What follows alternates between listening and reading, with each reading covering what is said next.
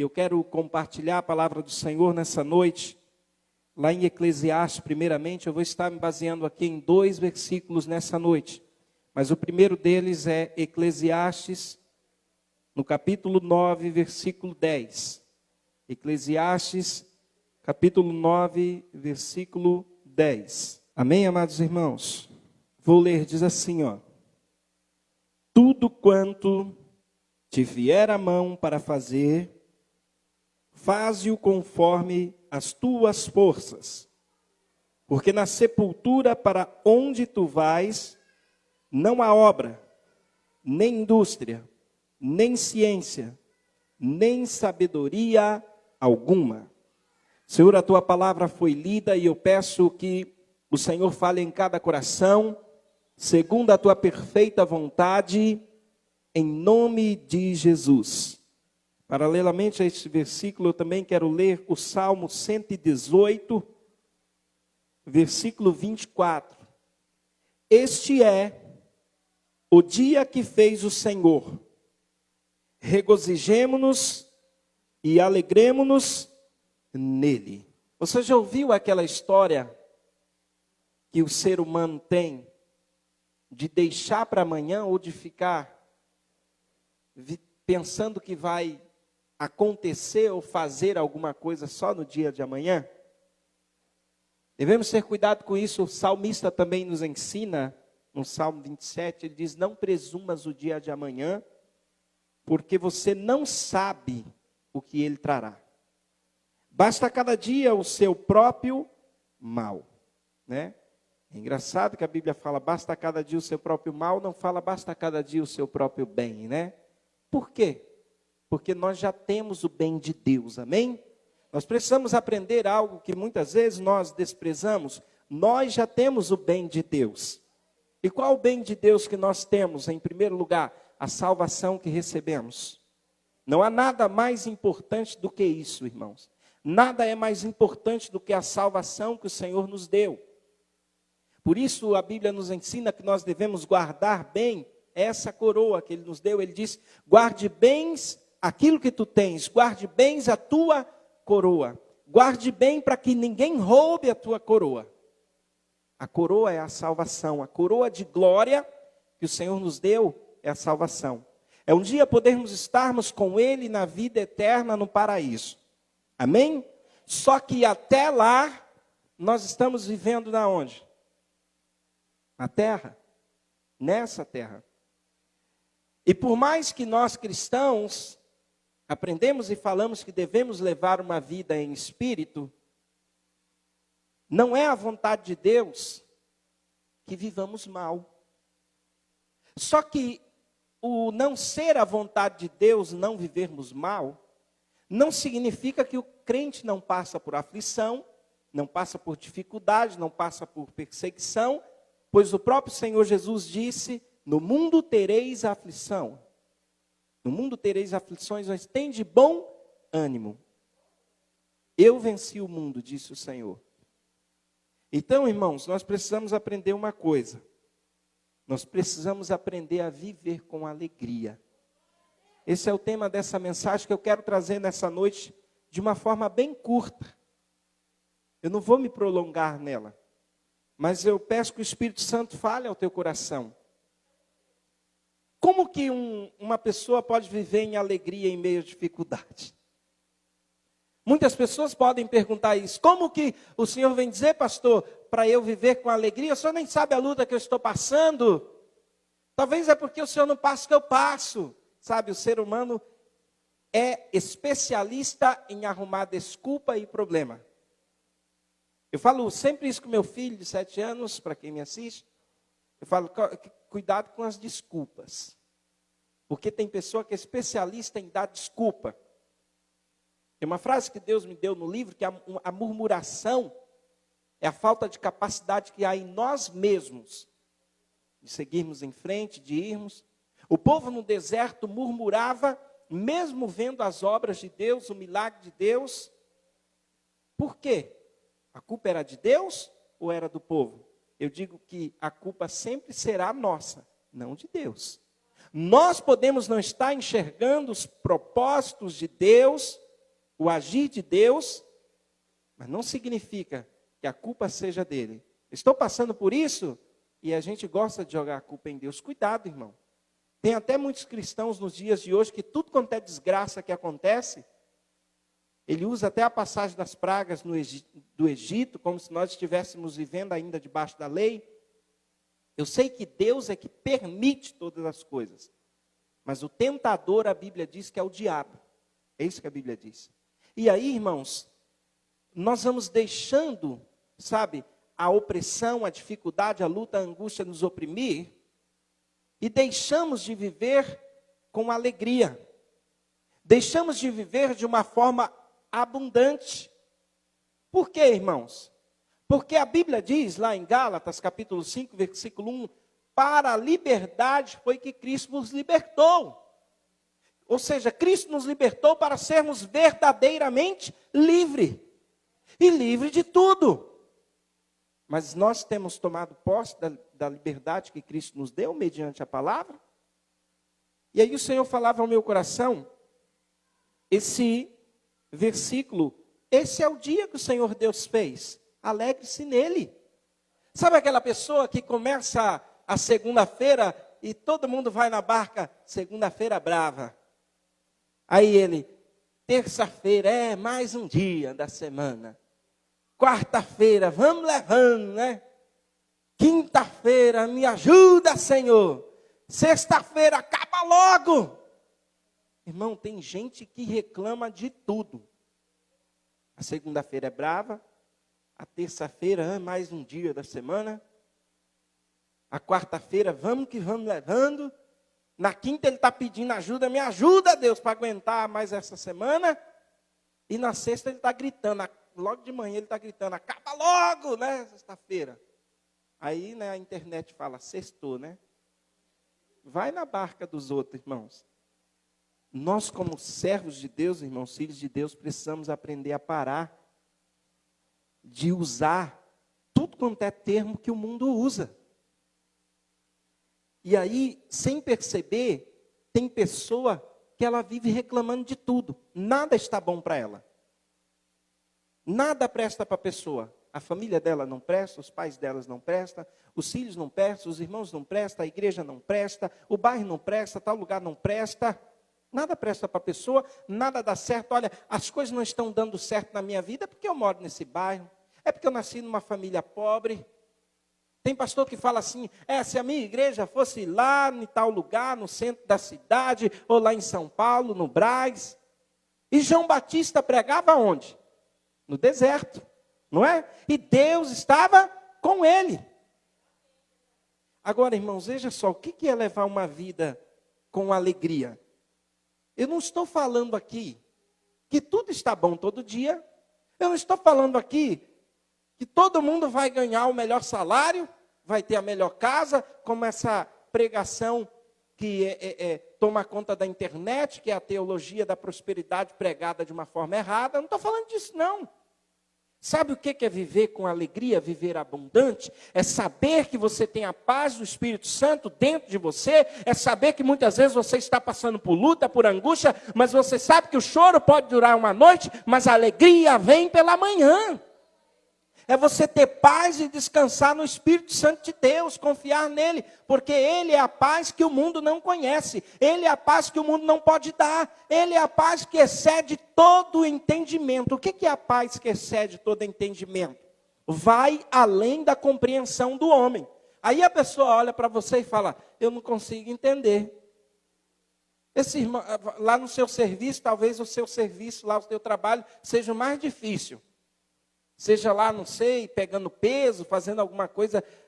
E a pessoa vê o irmão lá cantando, ou glorificando a Deus. E fala, mas ele não tem o que eu ganho, não tem a casa que eu tenho, não tem o carro que eu tenho, não tem o dinheiro que eu tenho. Mas sabe o que nós temos? Aquilo que Pedro e João falou na porta formosa para o coxo. O Espírito Santo. Vida, irmãos, abundante de alegria não depende do que a gente tem ou não tem, ou o que a gente ganha. Depende de estarmos na presença de Deus, irmãos. Eu sinto muito que talvez a maioria das igrejas tenha ensinado errado. Eu sinto muito que as maiorias dos pastores só querem encher a igreja só numa forma teológica, sei nem se é teologia isso, que tem pastor que nem estuda. Ele só quer fazer umas campanhas para dar jeito na vida de todo mundo. Só que o ser humano não muda de vida, não se arrepende, não se torna uma nova criatura. E aí eu vou dizer uma coisa. O apóstolo Paulo diz assim: se esperarmos em Cristo só nessa vida, nós somos os mais miseráveis dos homens.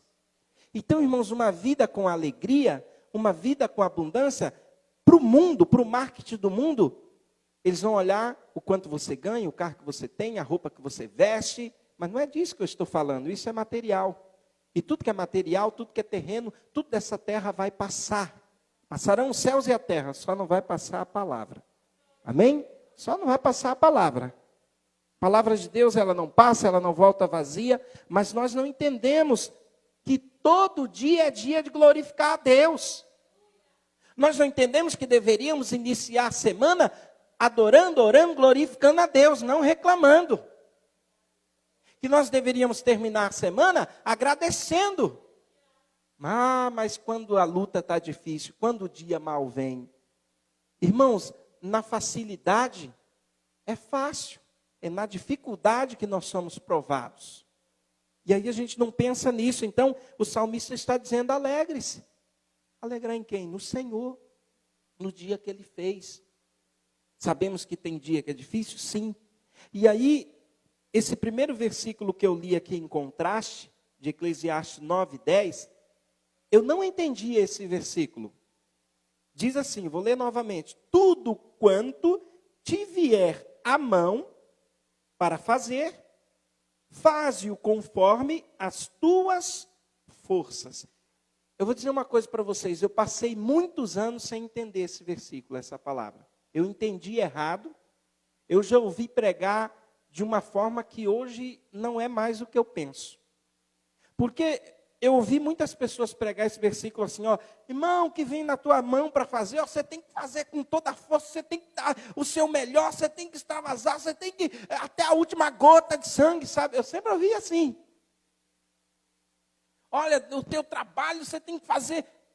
Essa é o marketing do mundo. Não estou dizendo que a gente não tenha que dar o nosso melhor na vida. Qualquer pessoa que quer chegar em algum lugar, você tem que estudar, você tem que batalhar, você tem... Não é contra isso que eu estou falando. Mas preste atenção em algo. O versículo está falando ao contrário.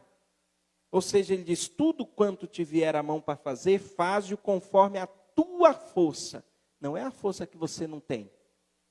Nós não vamos precisar tirar força de lugar nenhum, que não seja aquela que Deus nos dá para fazermos as coisas. Porque aqui, ó, aqui em Eclesiastes ele está dizendo assim: porque na sepultura para onde tu vais, quer dizer, quando o homem morrer, não vai ter obra, não vai ter trabalho, não vai ter ciência, não vai ter sabedoria alguma. Ele está ensinando a viver a vida com alegria. Aí quando você volta no texto inteiro, desde o versículo 1 do capítulo 9, você vai ver que o título está falando que as mesmas coisas sucedem tanto para justo como para injusto. Ele está dizendo que ímpio fica rico trabalhando, fica. Ele está dizendo que às vezes a pessoa não serve a Deus, é um ateu, prospera na vida muito mais do que nós, muitas vezes, sim. Deus já tinha dito para Adão: do suor do teu rosto comerás o teu pão, não tinha? Mas a vontade de Deus é que a gente se mate para comer o pão? Não. Ele disse para Adão por causa do pecado. Porque no Salmo ele vem e diz: inútil vos será levantar de madrugada para granjear. Granjear é você lutar o seu trabalho e comer o pão das dores, pão do sofrimento. Tem muita gente, irmãos, que só vive comendo o pão do sofrimento. Não estou falando de riqueza, mas tem pessoa que a vida da pessoa não melhora. E às vezes a pessoa trabalha, como diz aquele ditado, de sol a sol, de lua a lua, né? Mas você só vê a pessoa comendo o pão do sofrimento.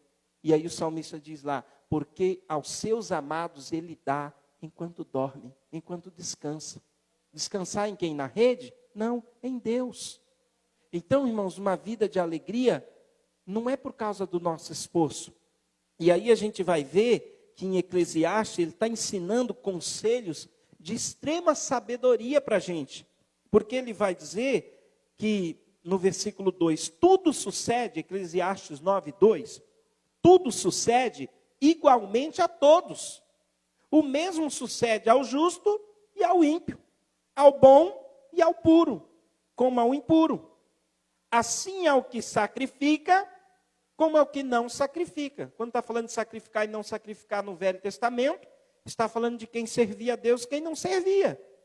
Assim ao bom como ao pecador, ao que jura como ao que teme o juramento. Então, irmãos, nós precisamos aprender uma coisa. Nós precisamos aprender a viver. Temos que trabalhar, temos que batalhar, sim, mas sem deixar de viver. Eu falo sempre para as pessoas, do que adianta?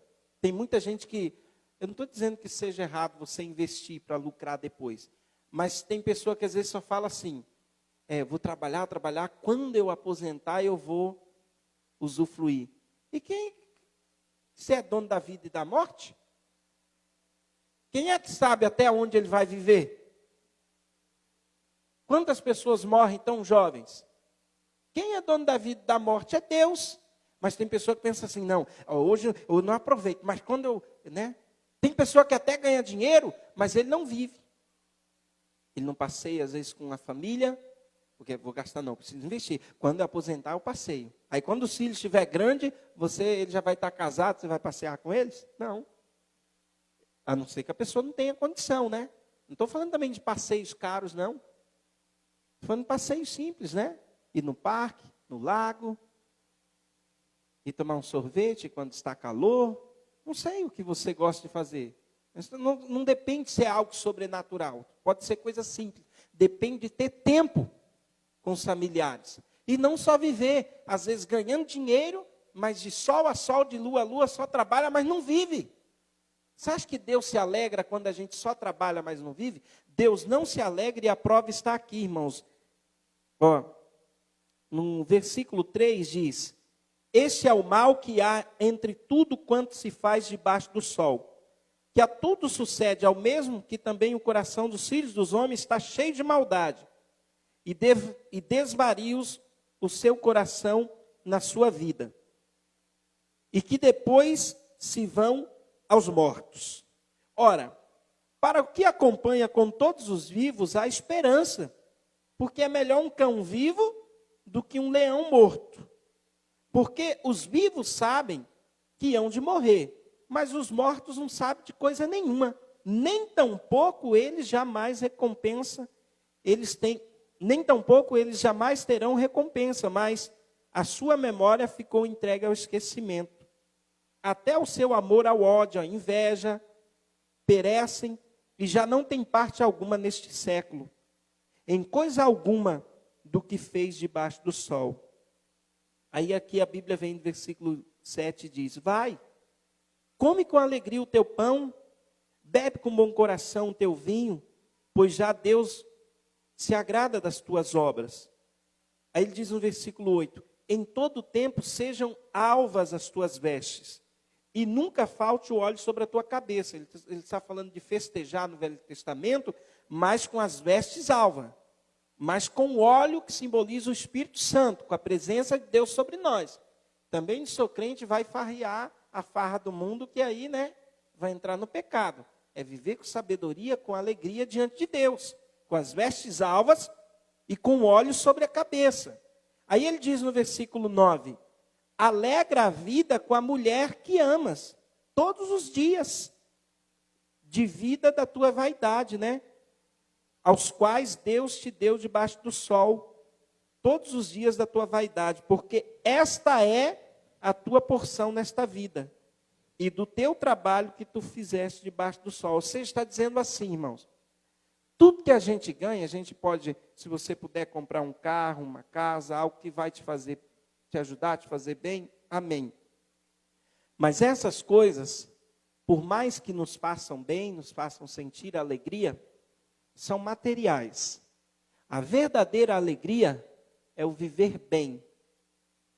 A verdadeira alegria está numa casa onde o marido e a esposa vivem bem, onde os pais e os filhos vivem bem. Porque do que adianta uma casa abastarda que não tem paz no lar? Do que adianta? Vai dizer que tem alegria? Não tem. Alegria.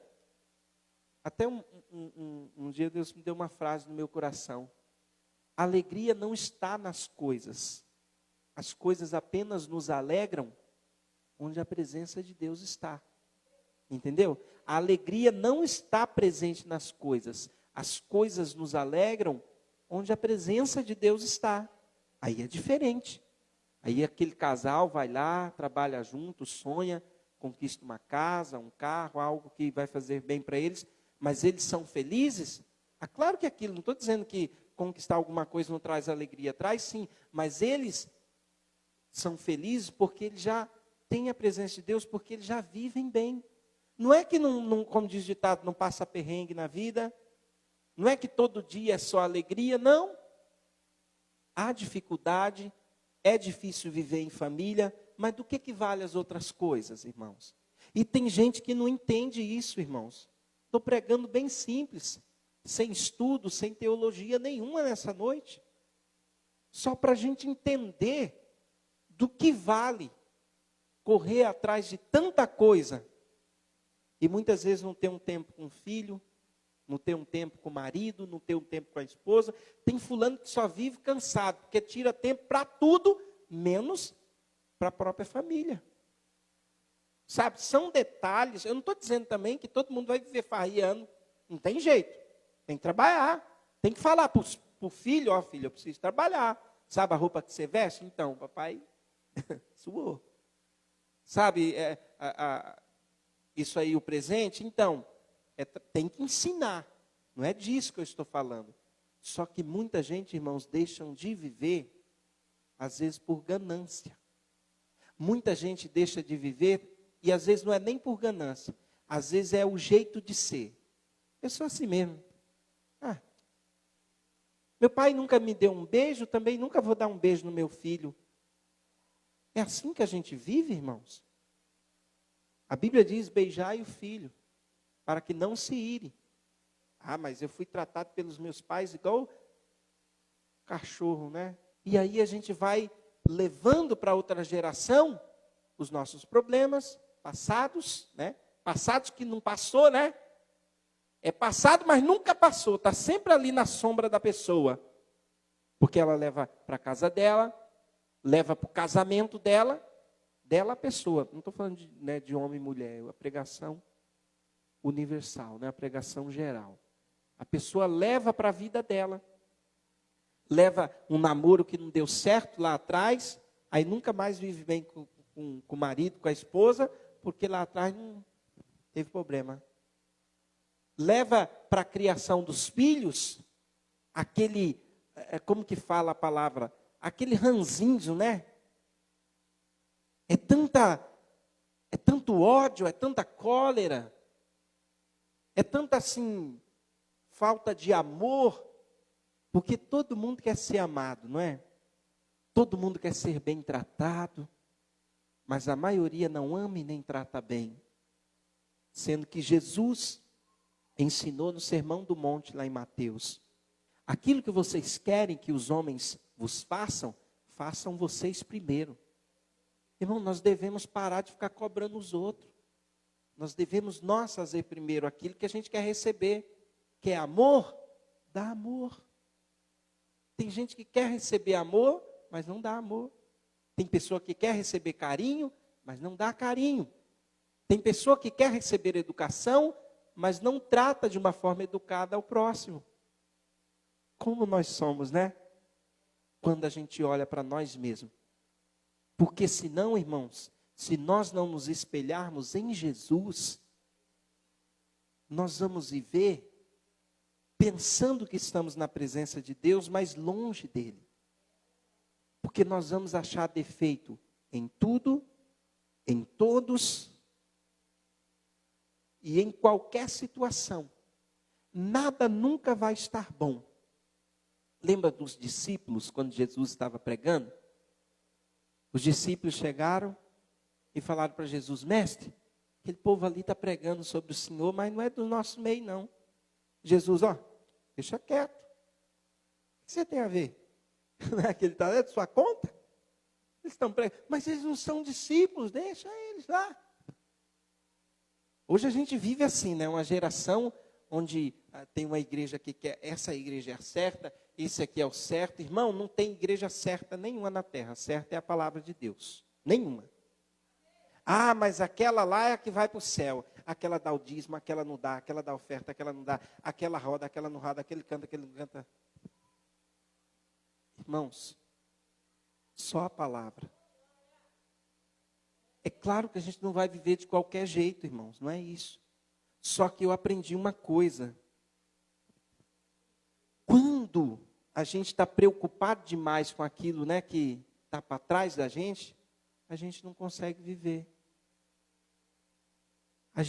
Por que a gente não consegue viver? Porque a gente está olhando para trás. E a Bíblia manda você olhar para trás? Não. A Bíblia fala para não olhar para trás. Olhar para trás é problema. A mulher de Ló olhou para trás, está de sal.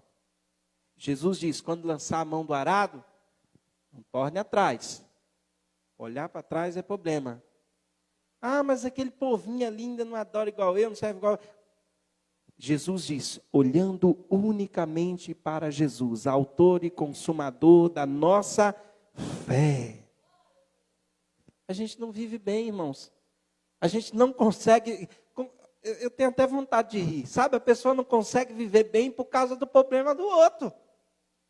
Ele nem tem nada a ver com o outro, nem faz parte da vida dele. Não estou falando de um amigo, da gente que é irmão, que é família, né? Que a Bíblia fala para chorar com os que choram, né? Se alegrar com os que se alegram, estar juntos um com o outro, unidade. Não é disso que eu estou falando. Estou falando que tem pessoa que não consegue viver bem, porque ela vê o problema do outro lá. Né? É aquela irmã que sai na rua para fazer a oração da vassoura com a outra. Aí lá na rua dela tem uma mulher que não serve a Deus, né? E anda com a saia meia curta, ela não consegue vir, porque ela está com medo do marido dela, né? Se engraçar, e ela fica com a outra irmã da igreja.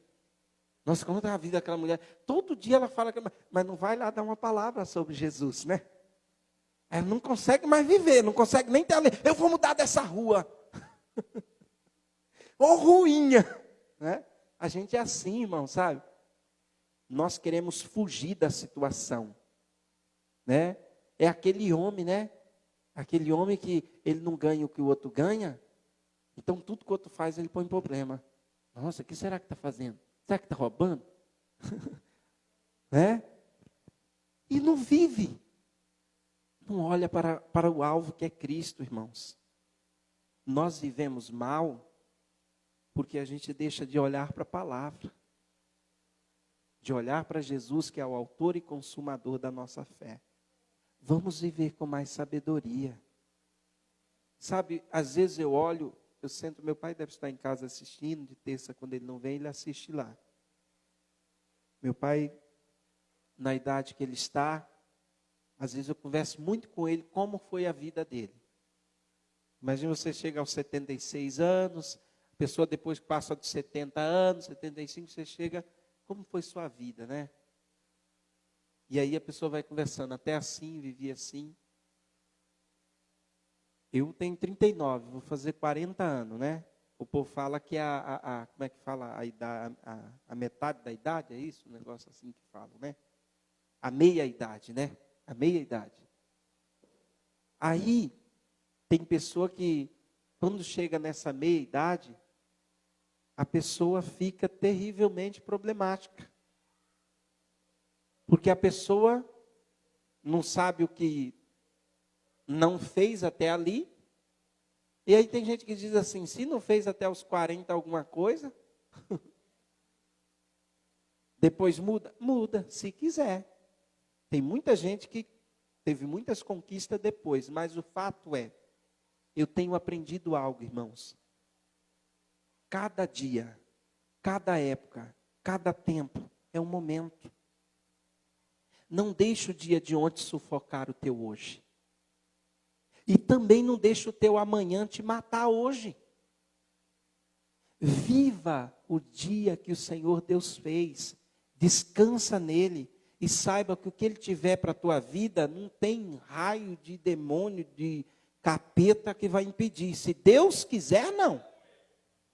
Se Deus quiser, não. Se for de nós, eu não digo nada. Agora, de Deus, irmão. E se Deus não quiser, pastor, aí vai discutir com Deus. A vontade dele é melhor do que a nossa. Mas descansa mais no Senhor. Porque muita gente vive atribulada, entra em depressão, num monte de problema, porque não aprende a descansar em Deus. Amém, irmãos? Vamos orar nessa noite juntos.